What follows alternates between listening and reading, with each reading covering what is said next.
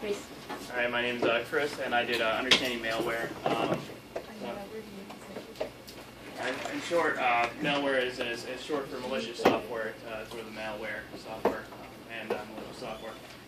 And they include anything from worms, viruses, spyware, Trojans. There's a lot of different variants. It's just a broad subject for anything malicious in a sense.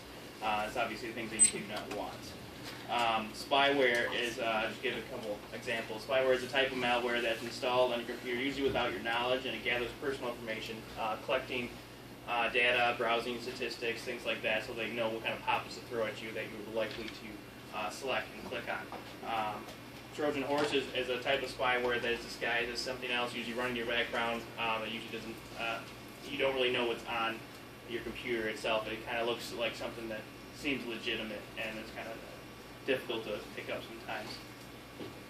Browsing hijackers is just a type of malware that will change your browser's homepage. Like, no matter how many times you change it, it just goes to whatever homepage they prefer. And a virus is usually created with the sole purpose to do damage to your computer, deleting data, blue screening, automatically shutting down. There's a lot of harmful effects. This sole purpose is to cause harm to the user's computer, not so much gather information usually. How do people get malware? Usually you either don't have any type of antivirus at all to automatically detect it. Usually through installing programs that are so freeware, things like that, clicking on pop-ups, clicking warning messages, basically doing anything that you're not supposed to do, like try to tan in the winter. So, pictures, exactly. And warning message. So what I did was I came across a link that popped up. I actually infected my computer with malware on purpose just to show you the steps. This is what came up. It was a link at the website. I copied and pasted the link of the page so I could come back to it if I needed to. And the warning message came up, your FlashBear might be out of date. When you clicked it, this page looked kind of legitimate as far as it kind of looked similar to it, except for the fact that it wasn't a Flash website. It was like update95.com or something. But overall, a lot of similar like colors and like logos similar were used in order to make you feel like that it was an actual website and it was a legitimate Flash update. It was actually, when I clicked on it, I noticed there was a hidden link. No matter what one you clicked, I clicked install now. It also it also highlighted install later. So it didn't matter what area you selected on. It was kind of a hidden link. So that's another thing that people will do in order to get you to download something without your acknowledgement. When I installed it, it brought search bars. As you can see, the search bar that I did not agree to when I installed it. I made sure not to select anything. And one of the things that it was a 15-day trial, and when you went to go purchase it, this page came up. Your Shopee's safety is guaranteed, all this other stuff. But the security message, luckily my browser had detected it. It's saying the encrypted page. You requested an encrypted page when some of the information is not encrypted, so that would be a good opportunity for them to steal credit card information, PayPal accounts, anything you really they ever would want. After using it, the main thing is I wanted to get rid of it fast because it was downloading stuff in the background. I was getting like a backup your PC ads and stuff in the bottom. I used a program that usually works pretty good, Malwarebytes.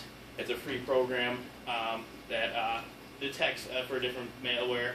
As you can see, there's about 15 different things that came up that were already installed. This was just 10 minutes after installing everything, and it was slowly adding more things. After removing it, removing all the registry keys, because most of those things, as you can see, were in the registry keys, which are usually hard to find. Some antivirus programs don't detect them all the time. They got this. They still had the search bar, and no matter how many times I removed the search bar from the add-ons, like uninstalled the add-on, every time I opened up the browser, it was back. I couldn't get rid of it. So what I did is I went through the programs and looked at sorted by the date when they were installed, and it was default search. It was a program that was installed. It was kind of disguised itself as something you probably wouldn't want to delete because it was default search, and that was actually the program that was kept reinstalling the search bar, which kept bringing up pop-ups near the bottom corner and different things, trying to get you to still keep you going. So after removing all that stuff, everything cleaned out. I redid the malware check to see if anti-malware bites, and everything was cleaned up. So that was installing and removing a virus, essentially. So yeah, that's what I had experienced. Nice. Very nice. Thanks for sharing this experience. Actually, I still have one laptop suffering from this kind of problem. Go ahead. Question. Did you have to run Malwarebytes in safe mode in order to get everything off of it? Luckily, no, I didn't have to do that. Sometimes I have run a situation where I had to run like the nastier ones. You will have to go through safe mode to run certain programs, but this one wasn't as bad. It wasn't as creative as some of the other ones were, as far as not being able to run certain programs and stuff like that, disabling things.